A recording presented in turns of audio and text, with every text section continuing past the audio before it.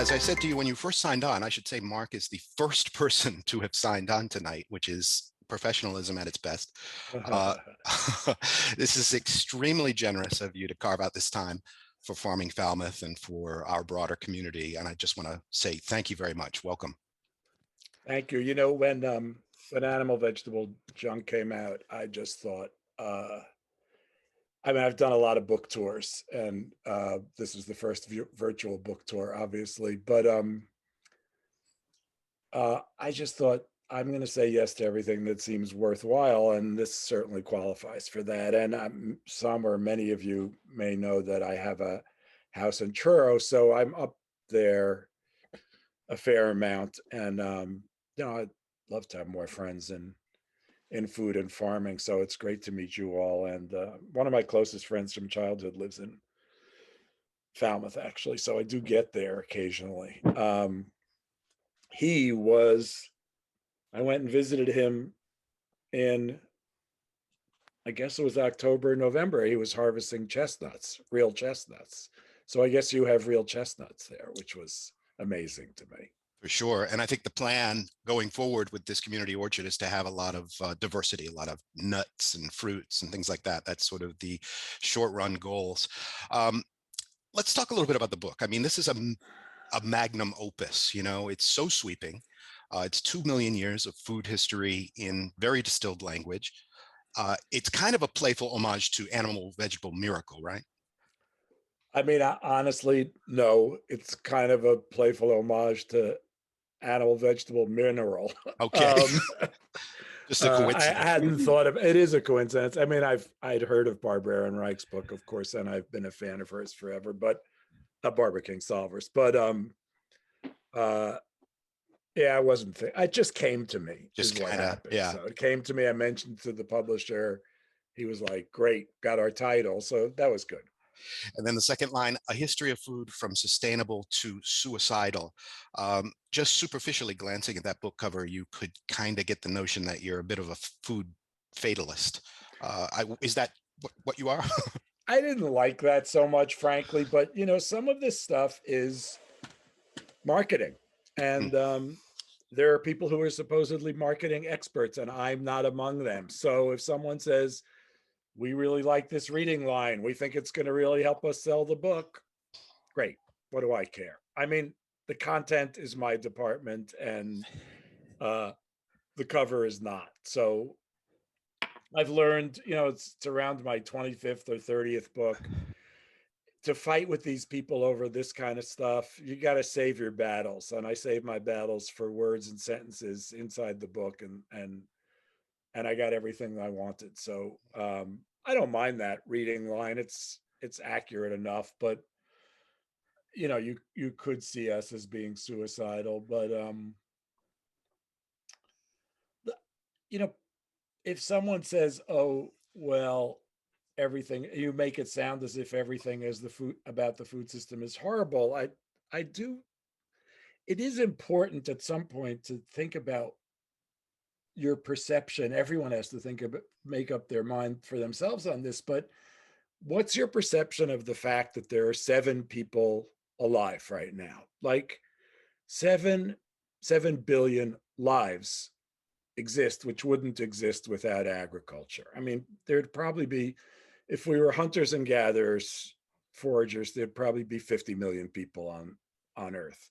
So there are 7 billion more than that. Do we think those lives have value? Are we glad that there are 7 billion people alive, many of whom have good lives? Not all, but no one, almost no one dies voluntarily. So most people value their own lives, and that's has nothing to do with food. It's possible because of food, but it's not a food question.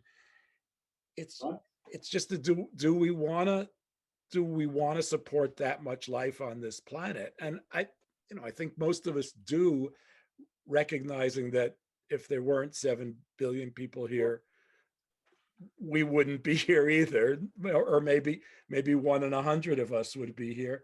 So there is benefit to having done agriculture the way we've done it, and it's brought us to this point.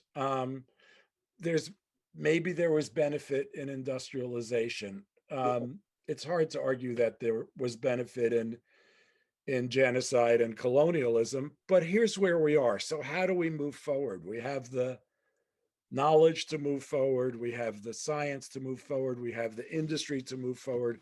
We can we can feed the world can feed itself without killing itself, and it's a matter of political will, and it's a matter of real democracy and power on the part of people, and a million other things, restoring dignity to farming, taking advantage of what we've learned in the past 100 years around farming, pushing equality, just so many different things. But we have the wherewithal to do it all. Well, in the nature of some of the questions that got sent to us in advance, I think most of our audience here kind of agrees with your basic thesis that, we've made wrong turns in industrial farming and we have a problem to fix. But people are asking, let me just go off my cue sheet here. Simple steps. What can I do? What can we do? Here's a specific question. What are one or two foods easily available on Cape Cod that, will help us, we can choose to improve the food system? What, should we be taking specific messages to our representatives? And an interesting question, I'll throw this one in too. Maybe you can kind of address them all at the same time.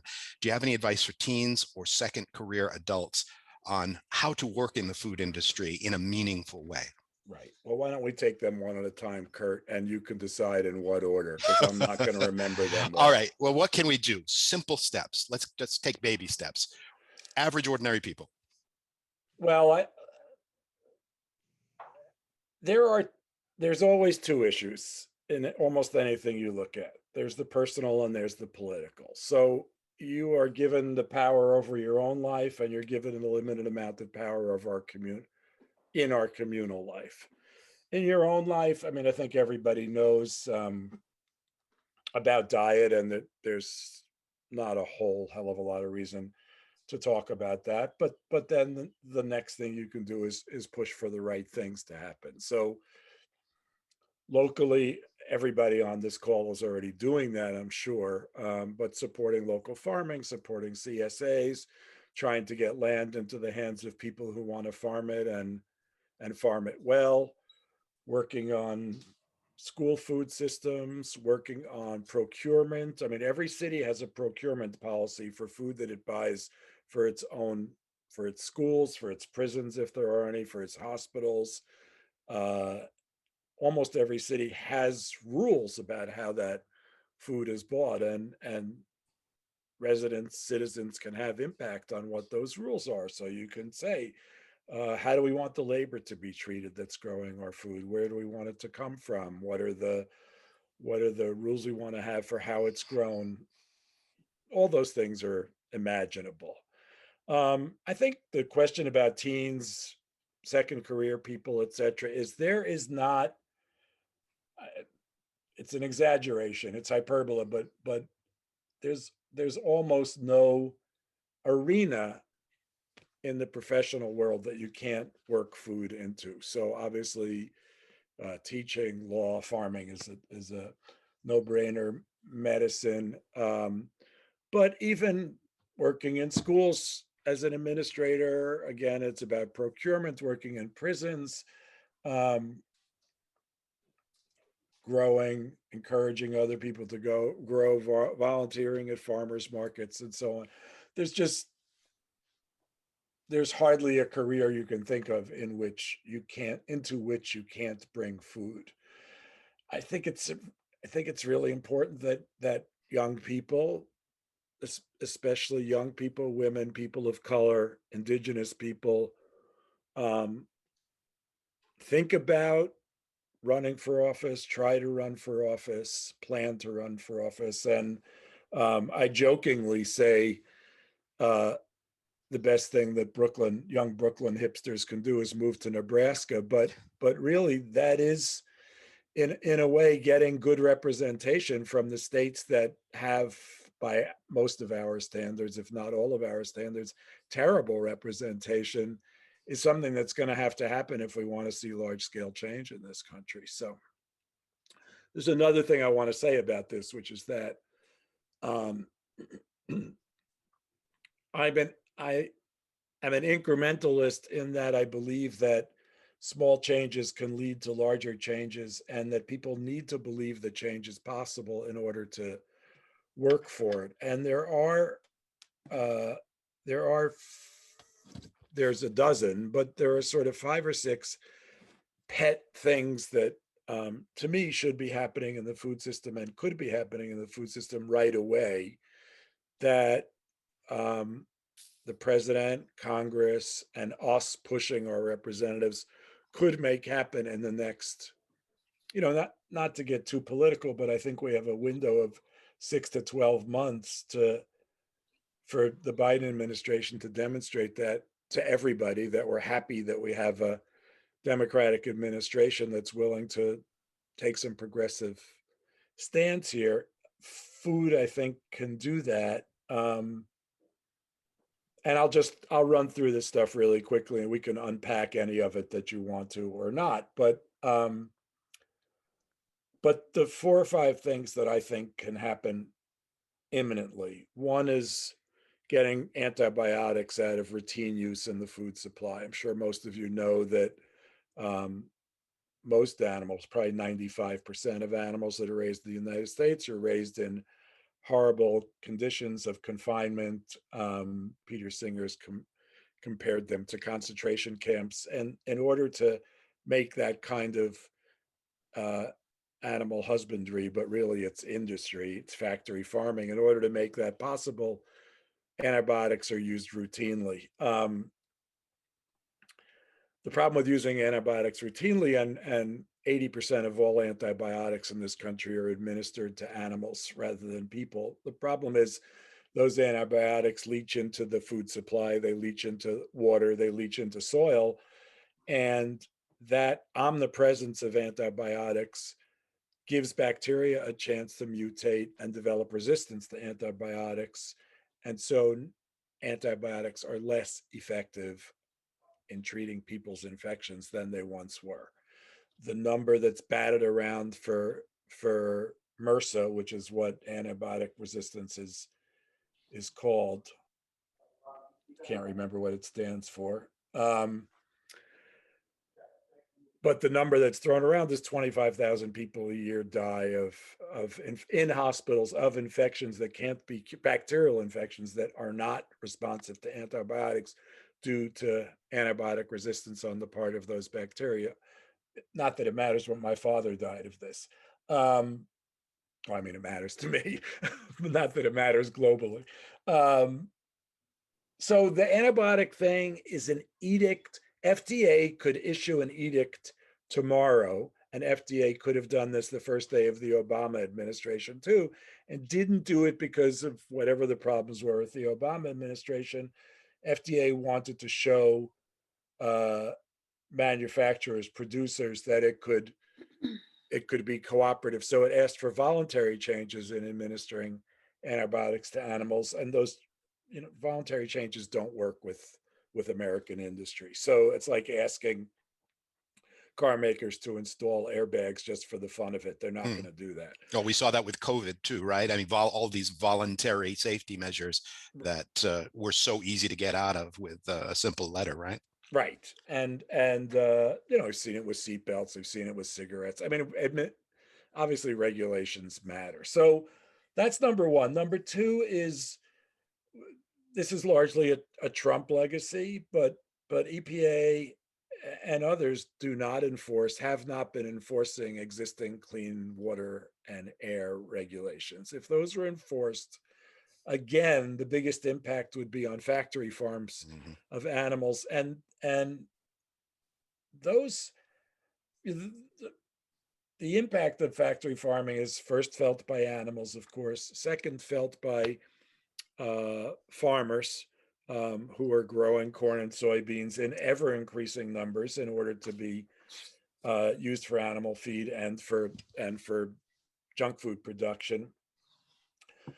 But there are a significant number of people, needless to say, in poorer counties in the country, and that actually, if you overlay if you overlay a map of slavery and a map of where confined animal feeding operations are, you will see a huge correlation. And where those factory farms are, there are increased rates of cancer, and those increased rates of cancer are directly a direct result of factory farms spewing poisons into the air, poisoning water, poisoning soil. So if we were to enforce, and obviously I'm in favor of strengthening existing clean water and air laws, it would make it more difficult for CAFOs to operate. Cory Booker, the New Jersey senator, has a great anti-factory farming bill that he's trying to get to the floor of Congress. He probably won't succeed, but it's a good start. So that's number two. Number three is there's no limits on how much marketers can sell junk food to children. And children, we've all been children. Most of us have had children. We know that young children don't know the difference between truth and lies, right and wrong. Um, and yet, junk food marketers are allowed to legally allowed to market junk food to children even before they're born, really, by targeting their mothers, and then by targeting lactating mothers with formula, which is a form of junk food, and then with so-called baby food, which is a form of junk food, and then with breakfast cereal, soda, and so on. And as long as we are teaching children that, Coke or Pepsi are the most fun beverages you can drink, and McDonald's is the place to get your parents to take you for lunch, and Tony the Tiger is your friend, and on and on and on. We all know about this. As long as we allow marketers to teach our children that, then we're literally breeding generation after generation of unhealthy adults. Everyone on this call knows how hard it is to change your diet. And it's hard to change your diet because we were taught how to eat when we were young, and we were taught how to eat wrong. We weren't taught the value of, unless anyone on this call is 120 years old, none of us were taught the value of food or farming or where food comes from or any of that. Some of us are old enough to remember shop class and cooking class when we were taught a little bit about food. Of course, that was taught to girls, not boys. But still, it was how to prepare food. It wasn't where food comes from, what makes food good, what makes food nutritious. We need to make food. Alice Waters does argue that we need to make food the center of the curriculum in our elementary schools. And it's not I don't disagree with that. That's a hard sell. An easier sell is to integrate more food education into our schools. But the fastest, smartest thing we can do right now is to limit the amount of marketing of junk food we can do to children. That we can allow to children. That goes hand in hand with improved labeling and transparency and a million other things or a dozen other things that I've argued about over the last 15 or 20 years, and that most of you know about. We can get into that more deeply also. And then I think I just want to say two more things very quickly. Food is about labor. Many of you are farmers. You know this better than I do. It's important to support fair labor laws, not just in farming, but in food retail, in food service, where there's still the tipped minimum wage law.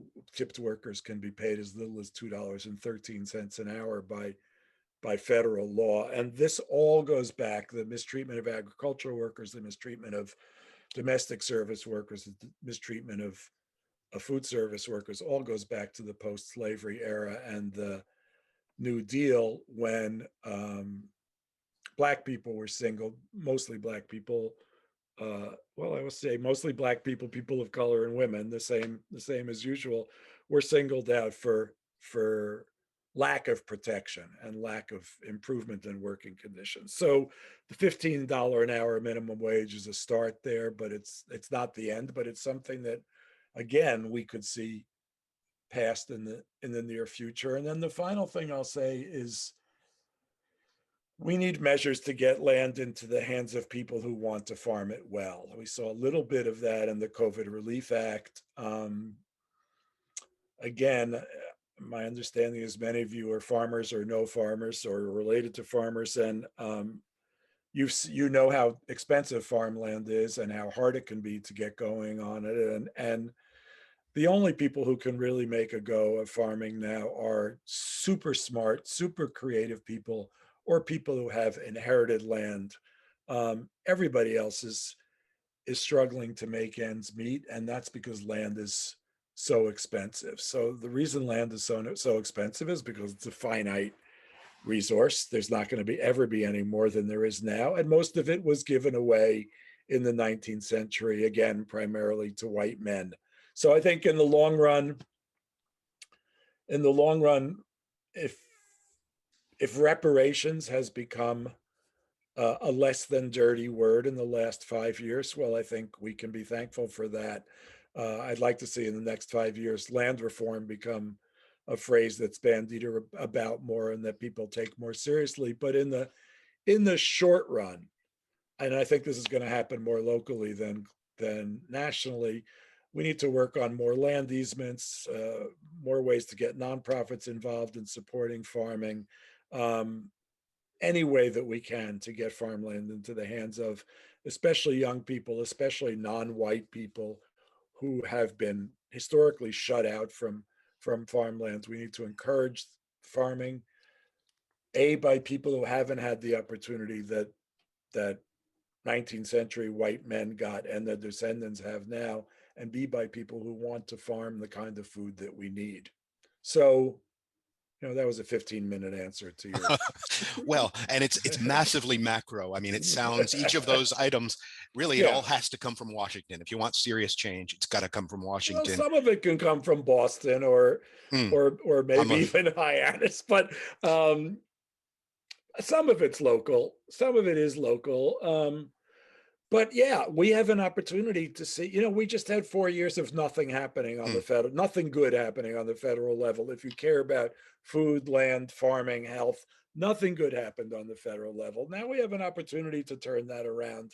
How do we make that, how do we make that happen? Well, let me bring in some of the shock troops from the local level. We've got a couple of board members from Farming Falmouth here. They have some questions they'd like to throw at you. Maybe we can start with Jenny. Jenny, are you there? Hello. Cool. Hi, Jenny. Hi, Mark. We're so happy you joined us. So I think I'm one of those like silly creative ones that you were mentioning, trying to farm. I chair the board at Farming Falmouth. I just started my own farm like right before the pandemic started last year. And it's been an interesting process. And my question is coming from a different angle because I'm also a military veteran.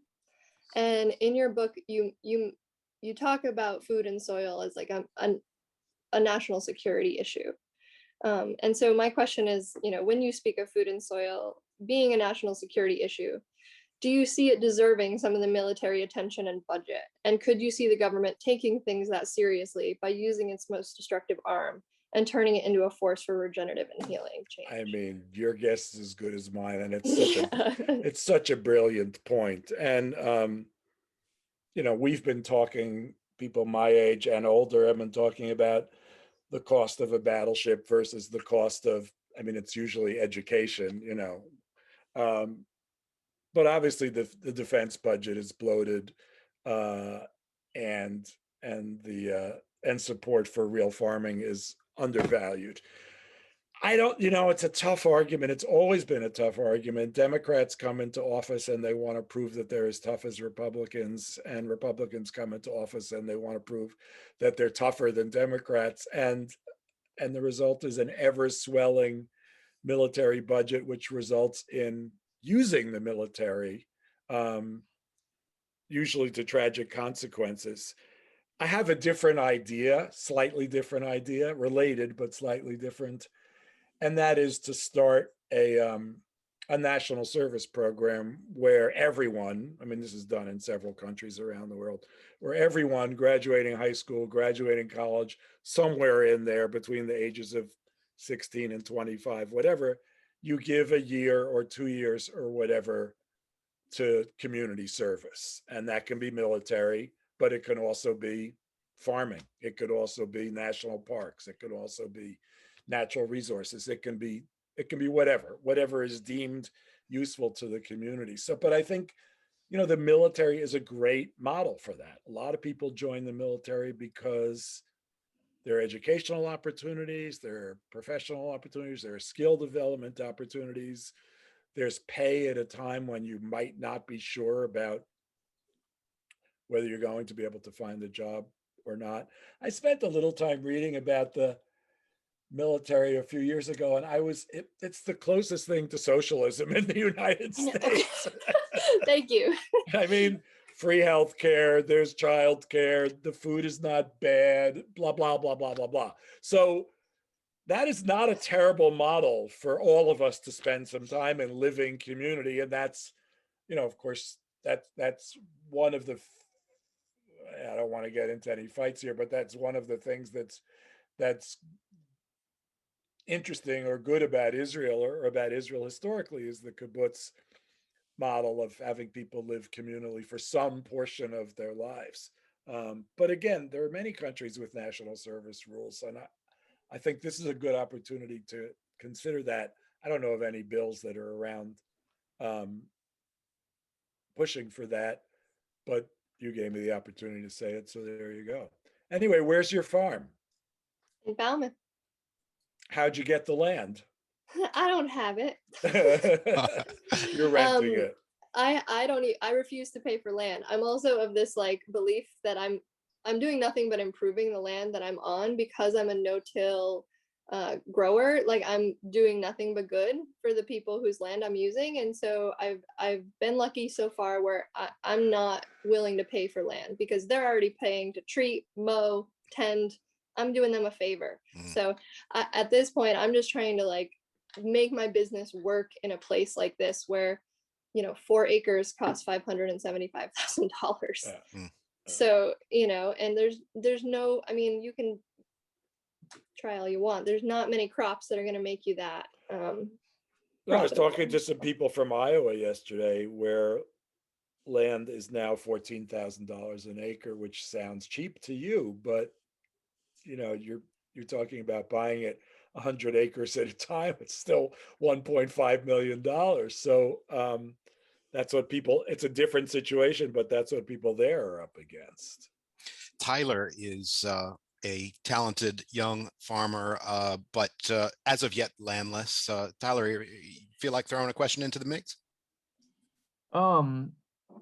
Yeah, well, I guess I'm curious, Mark, about, this is just a personal question for you. What got you interested in food and farming? And then also what have you seen sort of change people's opinion about food and farming most? Because I think everyone who's in our group in Farming Falmouth probably has a story about why they're there and why food and farming matters. But I'm curious about, are there trends you see in what changes people's opinion and what changes people's willingness to get involved? And what changed yours? I started as a cook and started writing about cooking.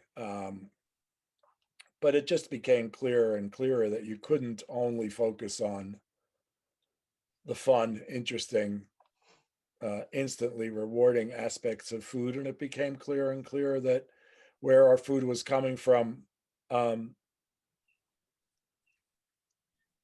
was working out less and less. So I don't know, 20 years ago, I lived in the country for a while, and I became more interested in farms. I'd always been gardening, but I thought, well, I don't know what I thought, but I became interested in how people got food to the table and how food got into the food system. And that went on for a while, but I think the big thing for me, the big transition for me was really about recognizing and learning about the links among climate change, overproduction of meat, overconsumption of meat, and less than ideal diet. And I started to learn about and think about that stuff probably around 2005. And I started, I've been lucky enough to be able to make a living writing about things that were interesting to me. So that became, I had a regular cooking column in the New York Times, and I could write about food and travel and that kind of stuff, even nutrition and health a little bit, as much as I wanted to. But then I started to write about food and climate change and animal production, and you can't write about that stuff without thinking about farming. I started to meet farmers. I started to meet animal producers. I started to travel around and talk about that stuff. And more, I thought, this is what's important now. And I began to pitch something similar to what became Animal Vegetable Junk. I began to pitch that in 2010. And really, I think I wasn't that convincing. By then, I was writing this opinion column for the Times about food and all aspects of food, the stuff I'm talking about now. But if you write a weekly column, you never get to see the big picture. You're always, someone's always saying to you, hey, there's been a new GMO regulation, or hey, did you hear about what Minneapolis is doing with school food, or that kind of thing. And you're never looking at, how did this happen? How are we going to get out of this, and so on. And that's when I left the Times, when I was asking myself those questions, and I left the Times and thought, I'm going to tackle a book. And again, I was lucky enough to have been a experienced and successful journalist. And when I said to my publisher, I want to write a book on how food got to where it is, where it's at, and how we're going to get out of this, I got a contract for that book. Not everybody's going to be that lucky, but that's how Animal Vegetable Junk got done. And yeah, I'm happy about that. It was a really hard slog, but I'm happy to have gotten away from the weekly deadlines and able to look at a kind of bigger picture. Can I just ask you real briefly, that scope, that amount of research, what budget of time did you allocate? Was that a year in the making, or 2 years, or how long did it take? I started reading actively about that stuff in 2010. And I did think I could do a book about it in 2010. So I don't know how you want to count my time. The book appeared 11 years later. From 2016 till 2019, it was pretty much all I worked on. So wow. 2015, I started reading like devotedly. 2016, I started writing and reading. Well, I never stopped reading, but by 2018, 2019, I was primarily writing. Let's get one more question from a board member, and then we can look at whatever, maybe take some questions out of the chat stream or whatever lends itself. Patricia, are you on the line? Do you want to throw Mark a question? Yes, good evening, Mark. We've just gone through a rather extraordinary year with the pandemic, and I was wondering if you had any thoughts, if there are any takeaways from how the pandemic has affected our eating habits and perception of food in our lives, whether there were weaknesses that the pandemic exposed in our food systems, and has the disruption perhaps also sown some seeds of hope? I mean, you sound like you know the answers to all those questions, but I don't know the answer to what it's done to people's eating habits. That's anecdotal, and someone's got to do that work and tabulate that. People's private lives are really not visible to the rest of us. I mean, Facebook and Instagram and so on aside, I don't know whether, in the middle of the pandemic, some people were saying to me, oh my God, I'm so happy that I learned how to cook. This is so great. And then you'd get on another call and people would be saying, I'm so sick of cooking. I miss takeout so much. I can't wait till I can start going to restaurants. And, we're doing all this curbside pickup. It's so terrific. And so I don't know. Someone's going to figure that out. I think that the pandemic, well, let's say this.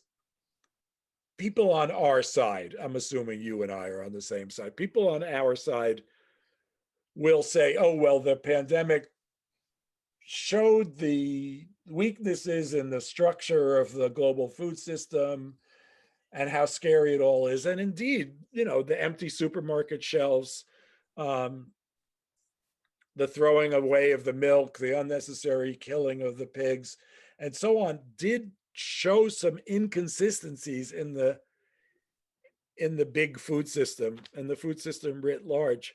But they did recover from that. So if I were a defender of big food, I would say, yeah, there were some glitches at the beginning of the pandemic, but we learned from that. And next time we will have toilet paper on the shelves, or next time we won't be throwing away the milk or whatever. So I don't officially, I have that line that the pandemic exposed the flaws of the industrial food system, but privately, I'm not so sure it's that convincing. I mean, I'm not private at the moment, obviously, but after thinking about it, I'm not so sure how convincing that is. And then, has it given us hope? And I think there we have the most solid ground to stand on. Every CSA is sold out for 2021. Most are sold out for 2022. There are new CSAs happening all the time. Every farmer's market is doing well. Farmers markets are crowded, they're busy. Many farms pivoted to put food not only into farmers markets, but into the emergency food system. My partner, who runs a nonprofit here, I'm in the Hudson Valley in Putnam County. My partner runs a nonprofit that trains farmers and organizes farmers. They organize CSAs. They've organized apple producers and cider producers in New York State. They've organized grain producers in New York State. They have started to pay farmers to grow food specifically for the emergency food system. That's a big change, and that's happening. I'm not singling this out. I just happen to know about it for personal reasons, but I do know that that's happening everywhere. So I think that many people have come to see the value of regional food in the past year, regional and local food, who had not seen it. Obviously, we were all sold on it long ago, but many people who were not have come to see it in the past year. So I think that's one of the silver linings of COVID. There's an interesting question in the chat stream now, Mark, from Ellie, who is a board member of Farming Falmouth. What do you think are the moments that change someone's thinking about food? You stressed the marketing the marketing to kids. That's when these companies really get a beachhead in people's heads, is in childhood. But putting that on the shelf for a minute, what does it take to get people to a point of inflection about food? Well, I'm sure there's some hilarious joke about this among health professionals, but when your uncle has a heart attack, you start taking eating more seriously. And often it is seeing something dire happen to someone who's close to you. And someday there'll be a study about mask wearing, vaccinations, and so on among people who did and didn't know people who died from COVID. And the compliance is going to be better among people who saw more suffering. It's the same with food. If you know a diabetic and that diabetic became diabetic because of their diet, you are likely to eat better. So this is a question. I don't even want to pretend to have the answer to this, because I ask myself every day and argue with people all the time about what it takes to define something as a crisis. And we have a public health crisis. We have a farming crisis. We have a marketing of food crisis. We have a production of food crisis. All of those are important. But if we were going to single something out, they all culminate in this public health crisis. The public health crisis is that chronic disease is now the leading driver of death in the United States. 1.5 million people a year die from complications of chronic disease. That means diabetes, heart disease. Chronic disease doesn't mean you have it every day, although it might, but it means it's an environmental. We used to call it lifestyle disease, something that's preventable, or at least preventable or curable, or can be mitigated by a change in the way you eat or otherwise live. So 1.5 million people, 300,000 people died last year from COVID. 1.5 million people died from chronic disease. 300,000 people may die this year from COVID, or even more. 1.5 million will die from chronic disease. Way fewer people are going to die next year from COVID. 1.5 million are going to die from chronic disease, and so on. And the leading driver of chronic disease is diet. And the leading driver of the kind of diet that causes chronic disease is junk food. So what makes that a crisis? The question is, how do you change someone's mind about this? And I don't know the answer, but I think that it's a lot like climate change. How do you look at something that's insidious and not highly visible, because people are getting hospitalized, they're dying in hospitals, they're not being burned in funeral pyres like in India, they're not overwhelming the hospitals as COVID did here early on. How do you get something that's somewhat invisible, that kind of silent killer thing that they've always called high blood pressure? How do you get people to take that seriously, to call that a crisis? I don't know the answer. Well, and the people that do the branding, they tend to hijack some of the terms of the activists, and they tend to come up with these sort of simple solutions that let you kind of assuage your urgency for the moment. I think one of those is this laboratory meat, basically cloned meat, which I find somewhat terrifying. What's your take on all of that? I mean, I've heard other radio shows that would say, great, we're all going to switch to laboratory meat, and factory farming will, be on the decline, problem solved. I mean, I think that the way for us to eat less meat is for us to eat less meat. And I think that the ideal substitute for meat already exists, and it's called the legume. And legumes are the world's most important source of protein. They're a near perfect source of protein. That's why they get fed to animals to make meat. So I think this is going to take a couple of generations. I think the immediate, and it is an argument I have with people I consider allies otherwise. I think the immediate problem is trying to minimize the damage done not only to our souls, not only to our moral stature as supposedly superior thinking beings, in treating our fellow creatures, and many of them intelligent. I'm not sure that matters, but it's a way we use to measure things. I mean, pigs are as intelligent as dogs. Cows and chickens are not really all that dumb. It doesn't really matter. It's the level of cruelty and what that does. If you read about executioner's syndrome and what it means to be a professional killer, what that does to the people who are involved in that industry, but also what it does to all of us to take so casually the lives of our fellow creatures.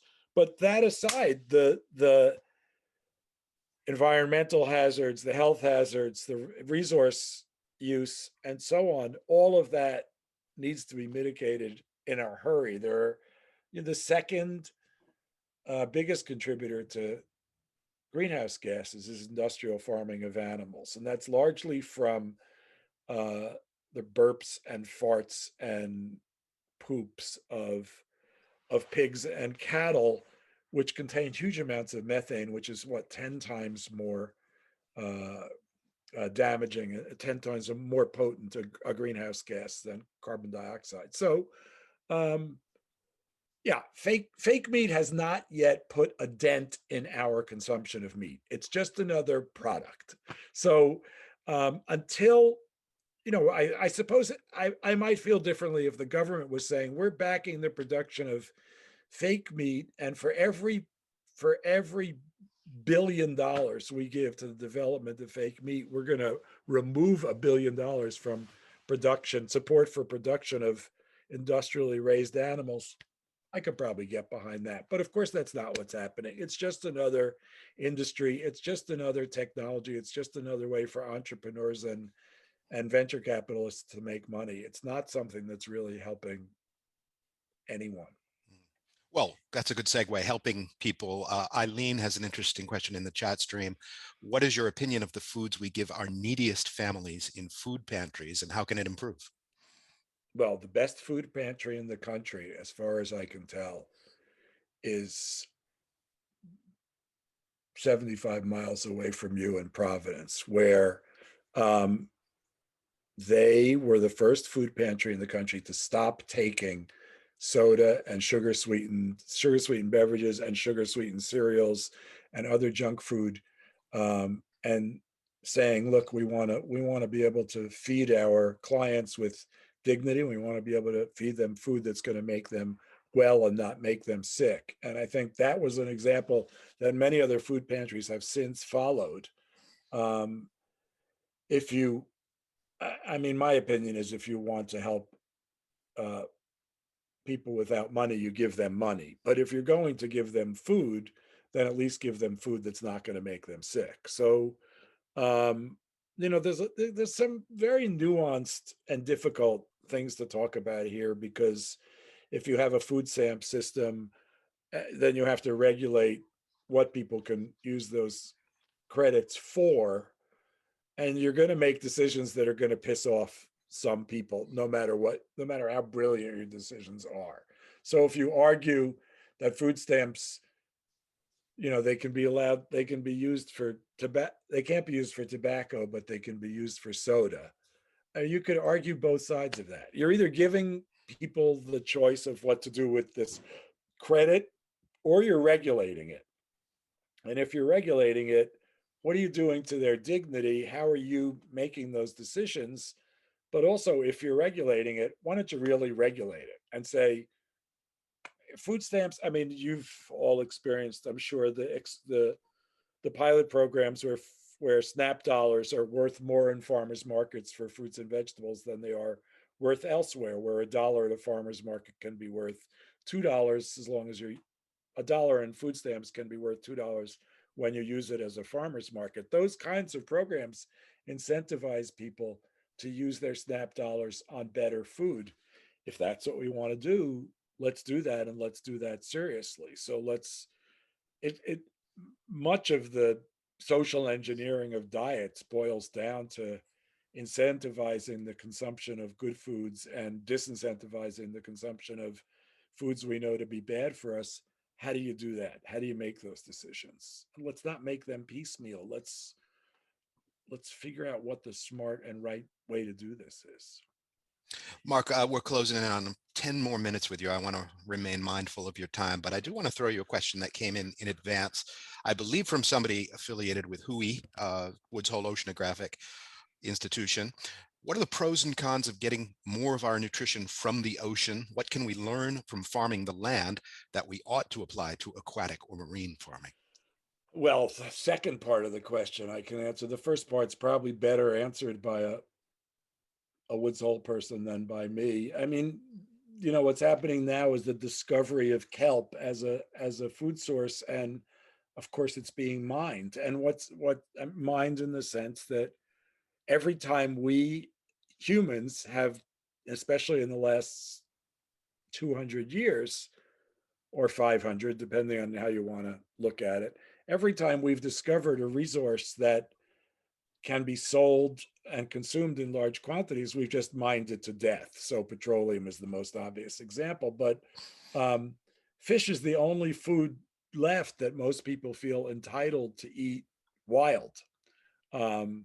What does that mean? How do we get away with that? What is fishery management, and so on? The US does a better job of fishery management than most countries, but still not great. And use of oceans is an international issue, and no one's been really good about solving international problems. But I will say this, leaving it up to industry and minimizing government involvement is generally a mistake. And what's happened in aquaculture, particularly to date, is that we've duplicated the problems of industrial land agriculture in the sea. So high use of antibiotics, overcrowding of animals, neglect of the surrounding environments, use of resources to feed the farmed animals, depleting resources in order to feed the farmed animals, and harming other populations of humans by depleting those resources. So if you're taking anchovies and sardines and other small fish out of the oceans of poor fishers who depend on that protein and feeding it to salmon to feed to rich people, that's something we ought to be thinking twice about. It's so complicated. That whole thing, that is such a, I mean, all these questions are deserving of a lot of time and way more expertise than I have. But, you know, that one particularly would take days to really unpack.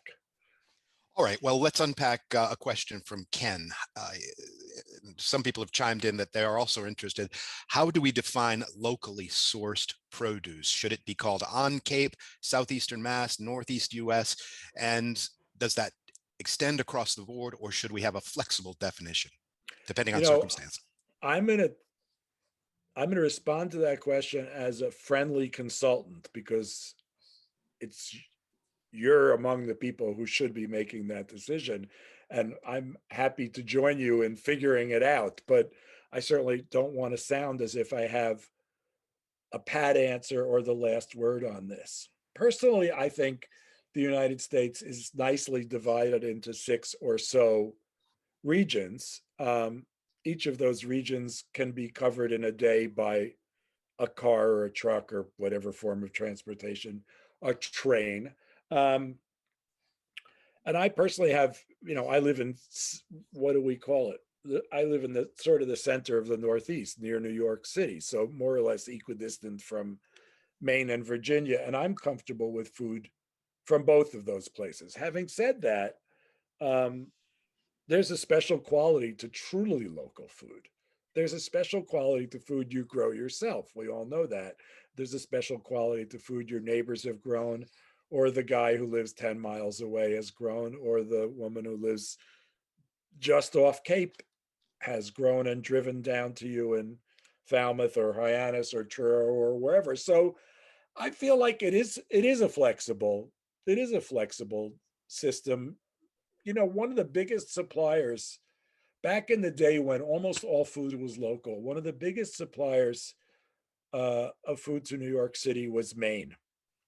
And it was a big supplier because there were rail lines to Maine's ports and overnight ships to New York City from Maine. And Maine was a tremendous agricultural state 6 months of the year back in the day.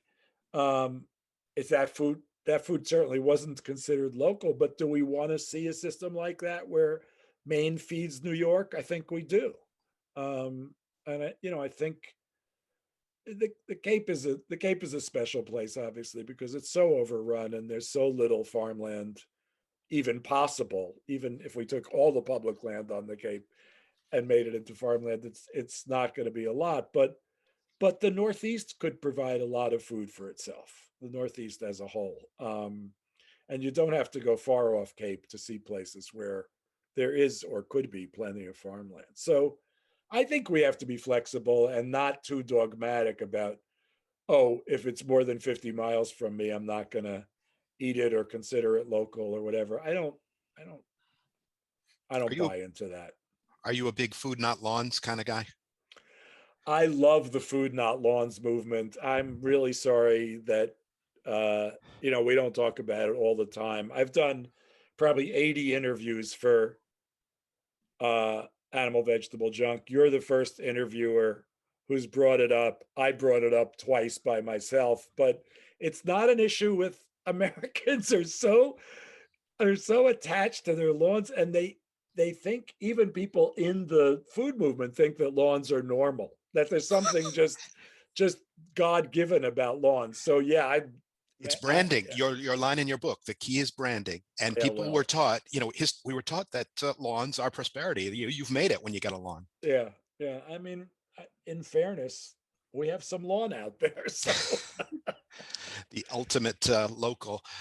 I think, let's see, we're coming up on just 5 more minutes. I wanted to hit one point that was raised in some of our pre-questions.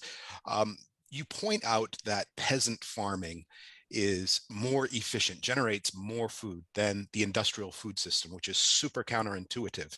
right. How do you get that message out there? I mean, It's not super counterintuitive. It's counter branding, as you would say. It's okay. counter propaganda. Um, there was a study by a group called ETC, etc. group, but I can't remember what it stands for. But they did a study, and they say 2/3 of the world's food is produced by peasants using 1/3 of the world's resources. The converse is 1/3 of the world's food is produced by industrial agriculture using 2/3 of the world's resources. Obviously, that's despite us having poured infinitely more money into researching industrial agriculture than into helping and aiding um, peasant agriculture. So Mark, I if just to get a definition, a quick one of peasant agriculture, you mean a circular system, not bringing in industrial pesticides. What does it mean? Well, again, I think you have to be flexible about that definition. Ideally, sure, but circular systems are rare. Um, and at this point, most peasant agriculture probably uses some chemical fertilizers, some chemical pesticides, and so on. People are, but it's still, let's say, largely dependent on human labor. Might be the best way to, as opposed to dependent on mechanized labor. Um, there's not a clear line there. I think that if we invested heavily in R&D on how to restore dignity, this brings us right back to where we started: restore dignity to agriculture, to farming, reducing the size of farms, increasing the number of farmers, making sure that more farms are more close to a circular system, farming is regenerative or agroecological, having respect for people who work on farms. That includes not only farmers, but farm workers, um, having more respect for animals, stewarding the land, all of that stuff. That is the future. That has to be the future of farming. And I think it can't be ignored by government. It can't just happen because good people like you are willing to do it. It has to happen on a bigger, organized, well-supported scale. I don't think we're going to see any of that in the next few years, but the smaller steps I outlined before, I think, can show us a way that we can make farming better. And then when we do that, we can make it better still. And then when we do that, we can make it better still, and so on. So Are you a gardener, Mark? yeah, I am a gardener. I What you mean, I got? just did a terrible job today, but yeah. What you got growing? Well, I belong to a CSA, so I try to grow really weird. So I grow odd varieties of eggplants and tomatoes, Jimmy Nardello peppers. I'm sure a bunch of you are fans of those, which we don't get in our CSA, and stuff like that. But I also just bought a bunch of dahlias, and I'm moving a little more into flowers because I live on a farm that grows food, and we have such a great CSA that it is not a smart use of my time to try to outdo our professional farmers that are working 100 yards away from me. So yeah. Well, we're at the very few last seconds of the hour you've so generously allotted to us. I have a word of hope from the chat stream from Molly. She says she's out in California watching this, and people there are very, all caps, into wildflowers and food, not lawns. So there is hope. The Good. message is getting out. Yeah, she's obviously in a very particular part of that. Is a generalization I don't buy, but okay. I just want to remind everybody on the line, we're going to stay together, anybody who wants to, and talk to the board members of Farming Falmouth, talk about our local goals going forward. Mark, this is the point when I can say farewell and thanks once again. This has been really huge. I'm glad it worked out and it was fun. Hope to meet you all, and I'm there often enough. So Kurt, we'll figure out some way for me to come through and That would be amazing. Say hi. And we'll give you a tour of the orchard and show you around our grand schemes. cool. All right, we'll be in touch. Thank you. Thank you very everyone. much, Mark. Bye. Thank you so much.